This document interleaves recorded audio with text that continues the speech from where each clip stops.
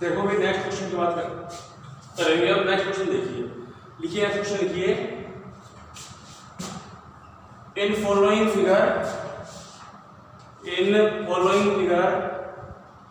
Calculate the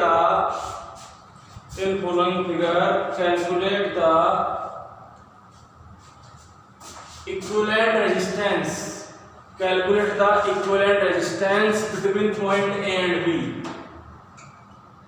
Calculate the equivalent resistance between point A and B. निम्न चित्र में बिंदु A व B के मध्य तुल्य प्रतिरोध ज्ञात करें। निम्न चित्र में बिंदु A व B के मध्य तुल्य प्रतिरोध ज्ञात करें।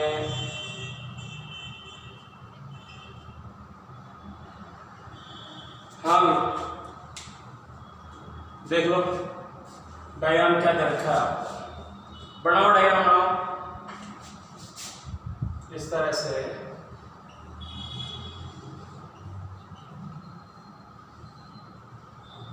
Are R R R are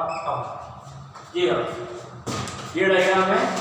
तो इसमें आपको निकालना है ए और बी के बीच में इक्विवेलेंट रेजिस्टेंस।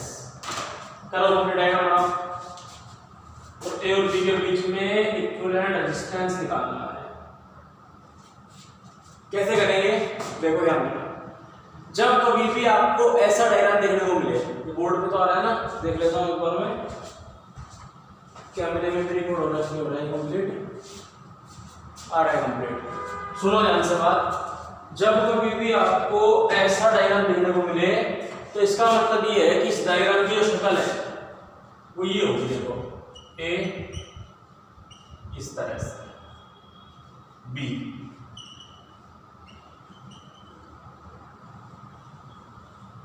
इस तरह।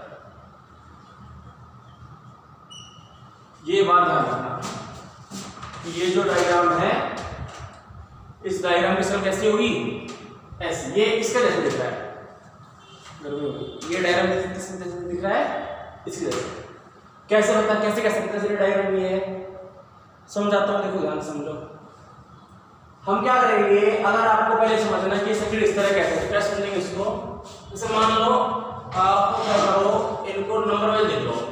जैसे मान लो मैंने लिख दिया इसको, ये रेजिस्टेंस नंबर 1, ये 2, ये 3, ये 4, ये 5 लिख दिया। 1 2 3 4 5। अब आप देखो ए से कौन सा रेजिस्टेंस जुड़ा हुआ है। तो ए से जुड़ा हुआ है, एक तो जुड़ा देखिएगा, ए से जुड़ा हुआ है एक तो 1, एक जुड़ा है 2। ए से कौन जुड़ा है, तो 1 जुड़ा है 2। तो मैंने डायग्राम बना दिया ऐसे, ए से जुड़ा है 1 और जुड़ा है 2, ठीक। बी से कौन सा जुड़ा हुआ है, तो बी से जुड़ा हुआ है एक तो 4 और एक बी से जुड़ा हुआ है 5। तो बी से मैंने जोड़ दिया एक तो 4 और एक जोड़ दिया 5। देख लो, और देखो 4 जुड़ा हुआ है 2 से, 4 जुड़ा हुआ है 3 से, तो 4 जो है वो 2 से जुड़ा हुआ है। एक सेकंड रुक जाओ, हाँ सही है, बिल्कुल सही है। 3 वाला जो है, 4 वाला 2 से कौन जुड़ा हुआ है इसमें, बी वाला जुड़ा हुआ है 4 5 से, ये जुड़ा है 1 और 2 से, ठीक। 1 2 4 5 3 बच गया। तो 3 है ये वाला, ये है 3 वाला। तो 4 वाला जुड़ा है तो 2 से, एक जुड़ा है 4 वाला, नहीं सही कह रहे हो आप, 4 वाला 2 से थोड़ा माना जाएगा, ऐसे जुड़ा हुआ क्यों माना जाएगा, कैसे समझ सकते हैं इसको अपन। देखो समझाता हूं एक बार जीरो से आपको। सबसे पहले अपन ने क्या किया, क्वेश्चन को दिया हुआ था, तो आपसे कह रहा हूं कि बेटा इसका मतलब ये डायग्राम होता है, इसका मतलब ये डायग्राम होता है। अब इसके लिए मैंने क्या किया, मैंने पहले सबको नंबरिंग दे दी 1 2 3 4 5। फिर मैंने डायग्राम बनाना शुरू किया कि 1 वाला ए जुड़ा है किससे, ए जुड़ा है 1 से और ए जुड़ा है 2 से, तो मैंने ए किया, ए जो है वो जोड़ दिया 1 से, जोड़ दिया 2 से। फिर बी किस जुड़ा है, बी जुड़ा है तो 4 से जुड़ा है 5 से, लेकिन बी 4 से इस तरह जुड़ा है कि 4 किस जुड़ा होना चाहिए 2 से, तो 4 जो है वो 2 से जुड़ा होना चाहिए, तो बेटा इस तरह से आएगा। बी जुड़ा है 4 से और 4 जुड़ा है 2 से, बी जुड़ा है 5 से और 5 जुड़ा है 1 से, और 3 जो है वो सब जुड़ा है। देखो इस डायग्राम को अपन ने इस तरह से कन्वर्ट कर दिया, कैसे कि आप इस डायग्राम में देख सकते हो ए वाले से जुड़ा हुआ है 1 और 2 वाला, और यहां भी ए वाले से जुड़ा हुआ है 1 और 2 वाला, बी वाले से जुड़ा हुआ है 4 और 5 वाला, बी वाले जुड़ा हुआ है 4 और 5 वाला। पहले मैंने क्या किया था, 4 लिख दिया था ऊपर, 5 लिख दिया था नीचे, लेकिन उससे गलती क्या हो रही थी, उससे गलती ये हो रही थी कि 4 जो है वो 2 से जुड़ा होना चाहिए, लेकिन अगर मैं 4 को ऊपर लिख दूंगा तो 4 जो है 1 से जुड़ जाएगा, 2 से नहीं जुड़ पाएगा। इसलिए मुझे क्या करना पड़ेगा, इसलिए मुझे 4 को लिखना पड़ा नीचे, तो 4 लिख दिया नीचे, तो अब देख लो 4 जुड़ गया 2 से, 4 जुड़ रहा है 2 से, 5 जुड़ना चाहिए किससे, 1 से, ठीक, तो 5 जुड़ जाए किससे, 1 से, और 3 वाला ऐसा है जो 1 से भी जुड़ रहा है, 2 से भी जुड़ रहा है, और 4 से भी जुड़ रहा है, और 5 से भी जुड़ रहा है, तो 3 आएगा बीच में, क्योंकि यहाँ वाला रेजिस्टेंस सबके कॉन्टेक्ट में आ रहा है। इस तरह ये डायग्राम जो है इस डायग्राम की फॉर्म में कन्वर्ट हो जाता है, ठीक। अब मैं नंबरिंग बता देता हूँ एक बार, अब क्वेश्चन सोल्व करते हैं। तो ये चीज आपको हमेशा ध्यान रख लो कि इस तरह के जो डायग्राम होते हैं, कि ये जो व्यवस्था होती है, ये जो अरेंजमेंट होता है, जिसमें टोटल कितने रेजिस्टेंस लगे हुए हैं देख लो ध्यान से, इसमें लगे हुए हैं 1 2 3 4 5 रेजिस्टेंस लगे हुए हैं, तो 5 रेजिस्टेंस की यह व्यवस्था, यह अरेंजमेंट व्हीट स्टोन ब्रिज की तरह कन्वर्ट हो जाता है। ये खुद क्या है, ये खुद एक व्हीट स्टोन ब्रिज है, और वो भी बैलेंस कंडीशन वाला है। कौन सा है बेटा, ये है बैलेंस कंडीशन वाला। कैसे पता चल रहा है, देख लो P upon Q equal R upon S करके देख लो, तो सेटिस्फाई हो रहा है, ये अपॉन ये इक्वल ये अपॉन ये, तो ये वाला डायग्राम भी किस में कन्वर्ट हो जाएगा, ये वाला डायग्राम भी कन्वर्ट हो जाएगा इस तरह से कि यहाँ पे ये जो डायग्राम है ये व्हीट स्टोन ब्रिज का है, और ये बैलेंस्ड कंडीशन है, क्योंकि यहाँ पे P upon Q equal R upon S condition satisfy हो रही है, इसलिए इस बीच वाले में करंट जाएगा नहीं, क्योंकि व्हीट स्टोन ब्रिज जब बैलेंस कंडीशन में होता है तो बीच में गैल्वेनोमीटर में करंट नहीं जाता है, और गैल्वेनोमीटर में नल डिफ्लेक्शन शो होता है। इसलिए बेटा इसका होना नहीं होना कोई मतलब नहीं है, क्योंकि इसमें करंट जाएगा नहीं, तो इसको मैं हटा देंगे। तो डायग्राम जो है अपना किस तरह बनेगा, डायग्राम अपना इस तरह बनेगा, R। देखो ध्यान देना, समझाता हूं एक बार, कंडीशन क्या है एक बार और समझा देता हूं। ये क्वेश्चन हमको दिया हुआ था, कई बार हमें पेपर में इस तरह के क्वेश्चन करने को मिलते हैं, और इस तरह के क्वेश्चन में आपको क्या बात ध्यान रखनी है, इस तरह के क्वेश्चन में आपको ध्यान रखनी है कि कभी भी जब 3 रेजिस्टेंस इस तरह लगातार जुड़े हुए हो, 3 रेजिस्टेंस लगातार जुड़े हुए हो, 2 के ऊपर 1 हो, 2 के नीचे 1 हो, शुरू के 2 के ऊपर 1 हो और लास्ट के 2 के नीचे 1 हो, तो इस अरेंजमेंट को आप याद रख लो कि ये अरेंजमेंट किस फॉर्म की होती है, ये व्हीट स्टोन ब्रिज की फॉर्म की है। इसको अपन इस तरह से बना सकते हैं। इसको किस तरह बनाना सिखाया मैंने आपको, ये आप वीडियो को पीछे करके देख सकते हो कि 1 2 3 4 5 पहले नाम लिखते हैं, फिर हम देखते हैं कि ए का कॉन्टैक्ट किस किस से है, बी का कॉन्टैक्ट किस किस से है, तो हम देखते हैं कि ए जुड़ा है इन दोनों से, तो ए के साथ ये दोनों जुड़ गए, बी जुड़ा है इन दोनों से, तो बी के साथ ये दोनों जुड़ गए, और तीसरा वाला सबके कॉन्टैक्ट में जो हमने कहां लगा दिया, उसको बीच में लगा दिया।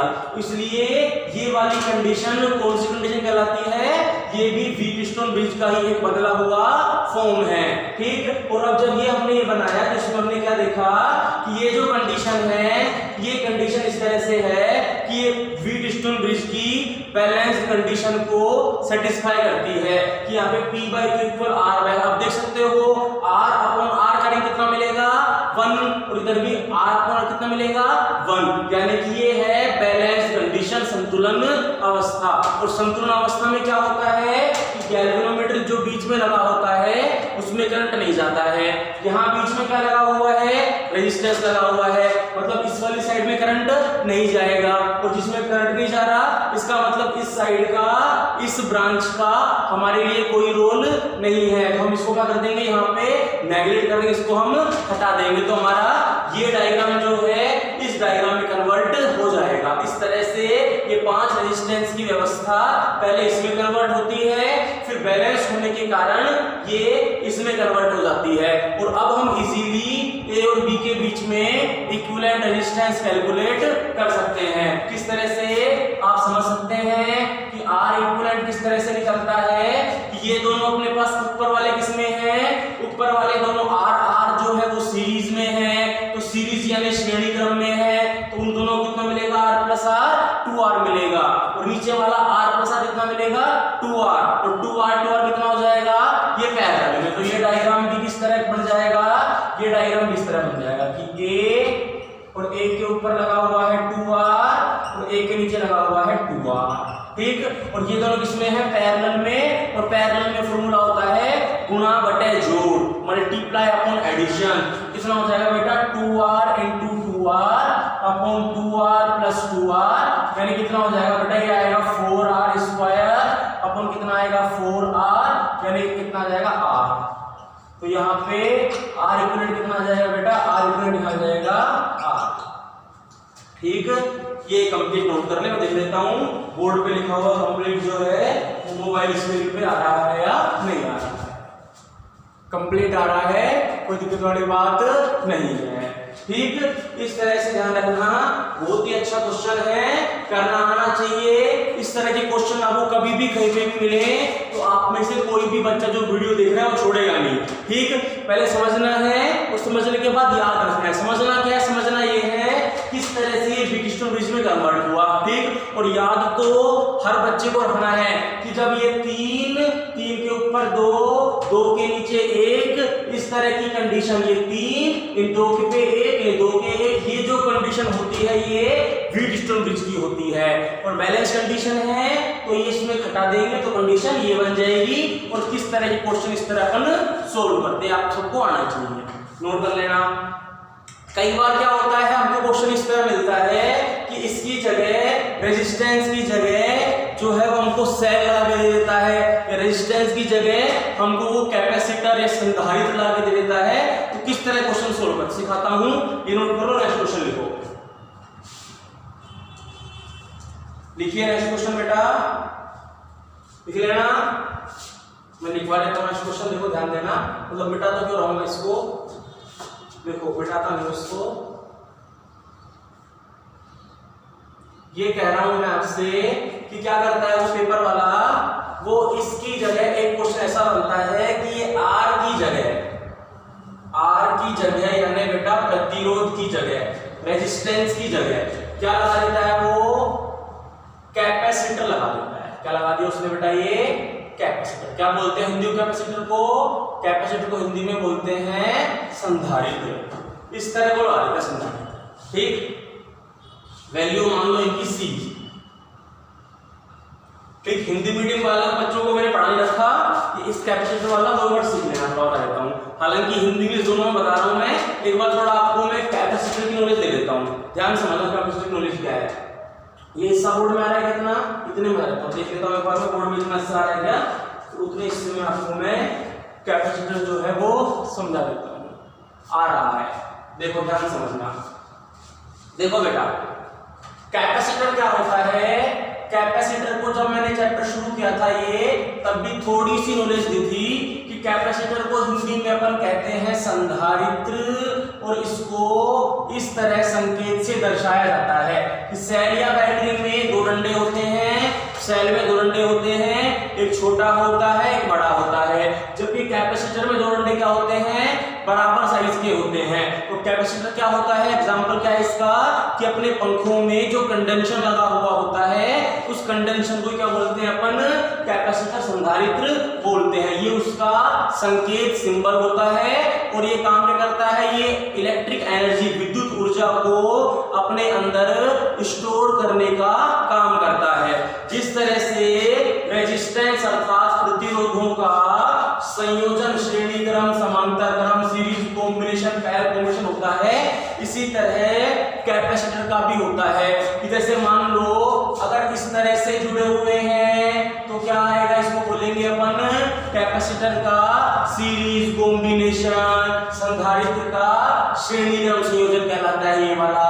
और अगर इस तरह से जुड़े हुए हैं, इस तरह से, तो इसको कहा जाता है संधारित्र का समांतर क्रम संयोजन, पैरेलल कॉम्बिनेशन ऑफ कैपेसिटर। और इसमें क्या ध्यान रखना है आपको कि इसके जो फॉर्मूले होते हैं वो फॉर्मूले अपन प्रूफ तो चैप्टर नंबर 4 में करेंगे। चैप्टर नंबर 4 में करवाया जाता है, ये इंग्लिश में पढ़ा रखा है, हिंदी में नहीं पढ़ा रखा, लेकिन सीखना भी है, ये काम आ रहा है।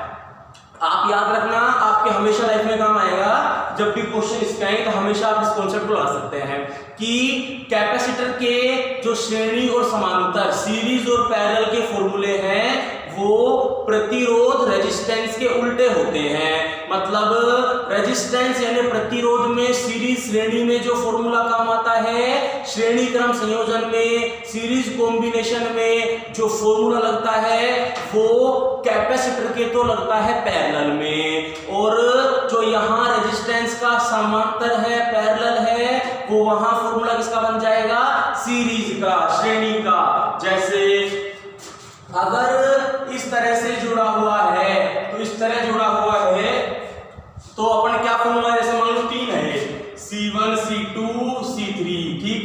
तो इनका अपना फॉर्मूला क्या बनेगा, इनका फॉर्मूला बनेगा जो यहाँ पैरेलल में, समांतर में बनता है। तो फॉर्मूला क्या बनेगा, 1/C = 1/C1 + 1/C2 + 1/C3। ये इसका फॉर्मूला होता है, ध्यान रखना। प्रूफ है इसका, चैप्टर 4 में आता है, इसका फॉर्मूला ये बनता है, ठीक। और अगर अपने पास ये पैरेलल में जुड़े हुए हैं, फॉर्मूला उल्टा होता है, यहाँ फॉर्मूला उल्टा होता है। अगर पैरेलल में जुड़े हुए मान लो C1 C2, तो इसका फॉर्मूला होता है C1 + C2, ठीक। ये बात ध्यान रखनी है। ये मैंने आपको थोड़ा कैपेसिटर का इंट्रोडक्शन दे दिया, इसका फॉर्मूला बता दिया, याद करने का तरीका सिखा दिया कि याद कैसे करोगे कि जो इनका है वो उसमें उल्टा, R का उल्टा बन जाता है कहां जाके, कॉन्सेप्ट C में, ठीक है बात। अब देखो इस तरह क्वेश्चन आता है, आप क्वेश्चन लिख लीजिए निम्न चित्र में, क्वेश्चन लिख लीजिए बेटा, निम्न चित्र में A व B बिंदुओं के मध्य, निम्न चित्र में A व B बिंदुओं के मध्य तुल्य धारिता ज्ञात करें, तुल्य धारिता ज्ञात करें।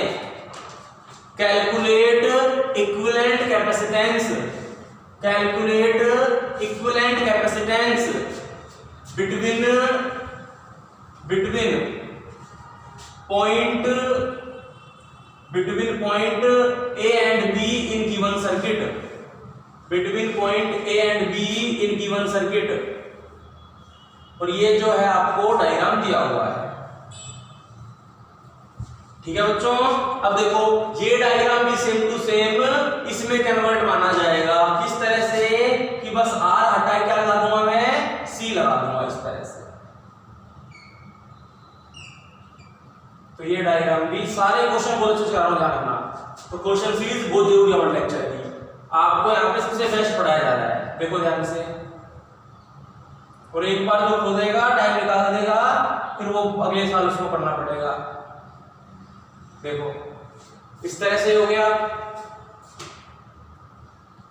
अब देखना, क्योंकि अपन नोट्स से बेस्ट बना रहे हैं, देखो ध्यान देना, समझते जाना। ये हो गया कंप्लीट। अब लिख देंगे इन पे C C C, ये कंप्लीट क्या है, C C वाले हैं। अब देखना बहुत इंपॉर्टेंट है, एक साथ पढ़ा रहा हूं मैं, ये चैप्टर फुल में पढ़ा भी रहा हूं, काम ये अभी कभी सीखना आसान है इसको, ठीक। इस तरह के क्वेश्चन आप अच्छी तरह सीख लेना। अब कर देंगे सो, देखो कैसे करेंगे, वही बात, ये भी इंस्ट्रूमेंट ब्रिज है, बैलेंस कंडीशन है, बीच वाला हटा दिए, बन गया। अब ऊपर वाले सीरीज में है तो सीरीज में तो क्या बनता है इनका फॉर्मूला, सीरीज में है तो फॉर्मूला होता है जो अपने उल्टा होता है, जो पैरेलल का उल्टा होता है अपने यहाँ का। देखो सी से क्या बन जाएगा, सी का बन जाएगा c/2 और ये भी c/2। कैसे निकाला, वो फॉर्मूला कर दो मल्टीप्लाई अपॉन एडिशन, इन दोनों क्या मल्टीप्लाई अपॉन एडिशन, तो c × c upon c plus c कितना हो जाएगा ये c/2, ऐसे ही नीचे चलेगा c/2। ठीक, अब c/2 किसमें है बेटा, पैरेलल में, तो पैरेलल में है तो इनका जो फॉर्मूला होता है c इक्विवेलेंट कितना होता है c1 + c2 कितना हो जाएगा c/2 + c/2 कितना हो जाएगा c। नोट कर लो कंप्लीट। तो ये डिजिटल ब्रिज इस तरह से अपन सोल्व करते हैं, इस तरह इस पे क्वेश्चन बनते हैं। इससे अगर क्वेश्चन जो है अभी आपके काम का नहीं, इतना आपको अच्छी तरह सीख लेना है, इसमें आपको पीछे नहीं रहना है। करो कंप्लीट, नोट करो, फिर बढ़ते हैं अपन आगे। हो गया, आगे देखिए।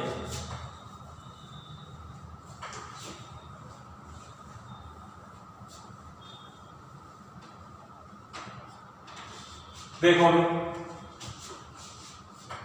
अगला जो क्वेश्चन है वो क्या है, लिखो निम्न चित्र में बिंदु A व B के मध्य, निम्न चित्र में बिंदु A व B के मध्य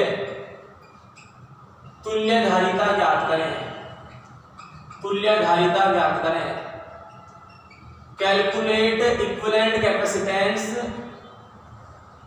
calculate equivalent capacitance between point A and B in given circuit, between point A and B in given circuit. ठीक है, देखो अभी कैसे करेंगे। अभी इसमें आपको वैल्यू दिया है, ये डायग्राम दिया, ये कह रहा है सम की है 5 माइक्रो फैरेड। फैरेड क्या होती है बेटा, फैरेड होती है धारिता का मात्रक, कैपेसिटेंस की यूनिट।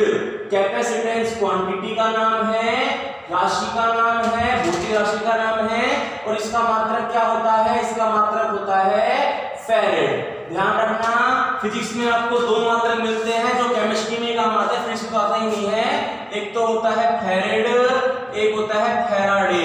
ठीक, फैराडे तो होता है बेटा करंट का, जैसे अपन लिखा है एम्पियर, उस तरह से। ये किसका होता है, धारिता का, कैपेसिटेंस का। ये बात आपको ध्यान रखनी है। ठीक, तो कैपेसिटर आपको दे रखे हैं और सबकी दे रखी है आपको कितनी कितनी 5 5 5 5 5 5 5 5 दे रखी है। करना कैसे है, बहुत आसान है। इस डायग्राम को जब करोगे तो क्या बनेगा, इतना हिस्सा तो वही है जो अपन ने करा अभी सोल्व, तो ये तो वही है, तो वही है, तो इसको तो मैं बना सकता हूँ A, और फिर वही हिस्सा चल रहा है जो पहले अपन ने बनाया। कोई दिक्कत वाली बात नहीं है, देखो बनाता हूँ मैं भी। ये तो वही है जो अपन ने बना रखा था। ठीक, और आगे इसने एक और जोड़ दिया, इतना हिस्सा पहले का ही है, आगे एक और जोड़ दिया। अपने को पता है इतने को जो अपन सोल्व करते हैं तो क्या बनता है, इस डायग्राम को मैं बना सकता हूं इस तरह से। ये A,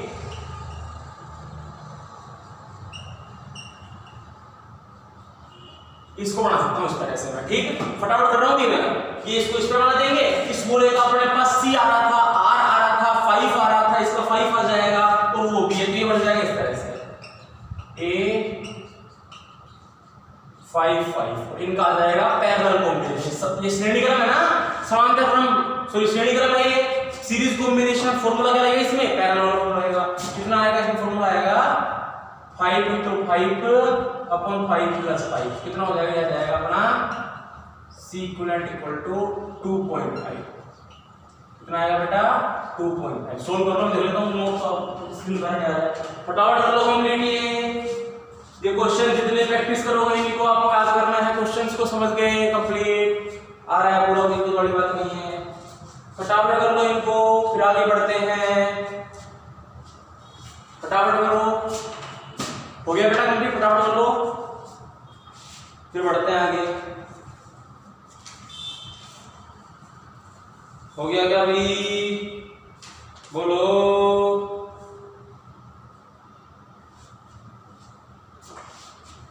ठीक, ये वाला ऐसा क्वेश्चन तो आपको मैंने करा दिया होगा, दिखा देता हूं। ऐसा क्वेश्चन तो आपको मैंने करवाया होगा कि इस तरह से रेजिस्टेंस लगे हुए होते हैं, ठीक, और यहां पे लगा के देता है एक एमीटर, और ये बैटरी लगा देता है, ठीक, 10 वोल्ट की, ये 20 ओम, ये 20 ओम, ये 10 ओम, ये 10 ओम, और ए और बी देता है ऐसा। क्वेश्चन लिख सकते हो आप कि ए और बी के मध्य लगे एमीटर का पाठ्यांक ज्ञात करें। ए और बी के मध्य लगे एमीटर का पाठ्यांक ज्ञात करें। Calculate the reading of ammeter, calculate the reading of ammeter situated between point A and B. किस तरह सोल्व करते हैं, देखो सिंपल सा है, ये भी व्हीटस्टोन ब्रिज है, P by Q equal R by satisfy हो रहा है, तो क्या बनेगा, ये बन जाएगा 20/20 किसके इक्वल है, 10/10, तो क्या बन रहा है, ये P by Q किसके इक्वल आ रहा है, R by S, तो एमीटर रीडिंग आएगी 0, तो एमीटर रीडिंग कितनी आ जाएगी, एमीटर रीडिंग, एमीटर का पाठ्यांक कितना आ जाएगा, 0, 0। करो कंप्लीट, ये कर लो भी कंप्लीट फटाफट।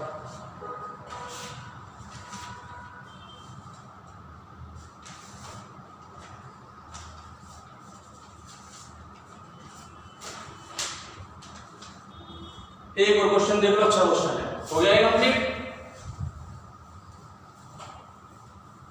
एक क्वेश्चन बोर्ड में इस तरह का पूछता है बेटा, लिख लो, लिखवा देता हूं पहले, लिख लो, निम्न चित्र में व्हीटस्टोन सेतु संतुलन की अवस्था में है। निम्न चित्र में व्हीटस्टोन सेतु संतुलन की अवस्था में है। निम्न चित्र में व्हीटस्टोन सेतु संतुलन की अवस्था में है, तब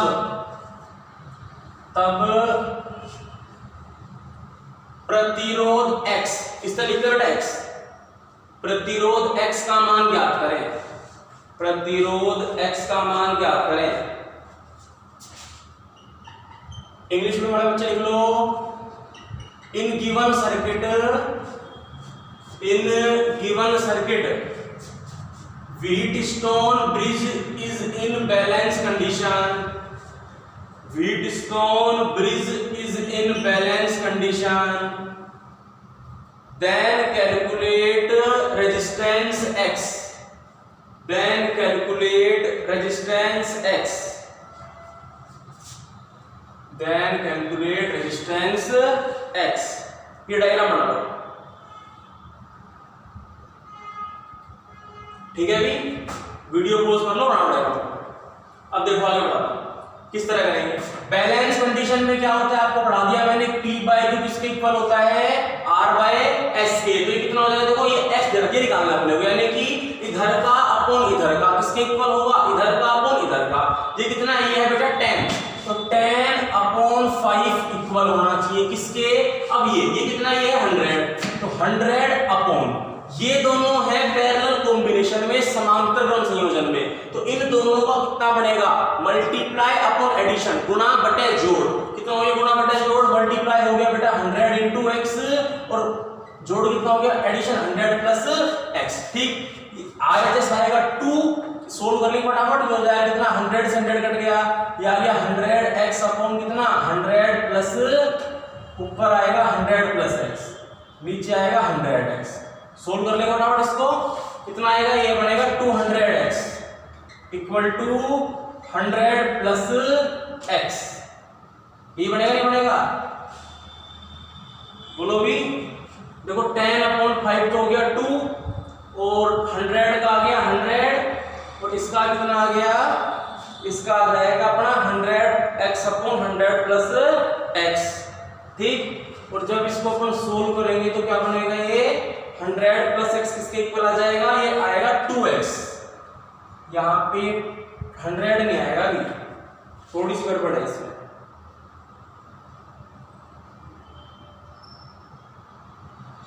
यहाँ पे देखो ये 100 से जब 100 कटेगा तो नीचे क्या बचेगा, नीचे का x बचेगा ना, उधर क्या, उधर आएगा 2x, तो x कितना आ जाएगा 100 ओम। बहुत ही सिंपल क्वेश्चन है, केवल P/Q इक्वल R/स्क्वायर। फटाफट कर लो कंप्लीट इसको। ठीक है भाई, तो ये सारे क्वेश्चन कर लेना, कंप्लीट हो गया होगा आपका। ये आपका मैंने मीटर ब्रिज का मामला जो है वो पूरा सेट करा दिया। इसके बाद पूरे क्वेश्चंस हो गए, लगभग चैप्टर अपना जो है 90% खत्म हो गया अभी। और इस चैप्टर का लास्ट पॉइंट आता है पोटेंशियोमीटर, जिसके भी क्वेश्चन तो करवा ही दिए मैंने, बस लिखवाना बाकी रह गया। पोटेंशियोमीटर इसको क्या बोलते हैं अपन हिंदी में? विभव मापी। तो सारे क्वेश्चन याद करके समझ के ये हेडिंग डाल के छोड़ देना, फिर नेक्स्ट लेक्चर पढ़ाएंगे। ठीक है भी, जो पढ़ाया पढ़ लेना कंप्लीट।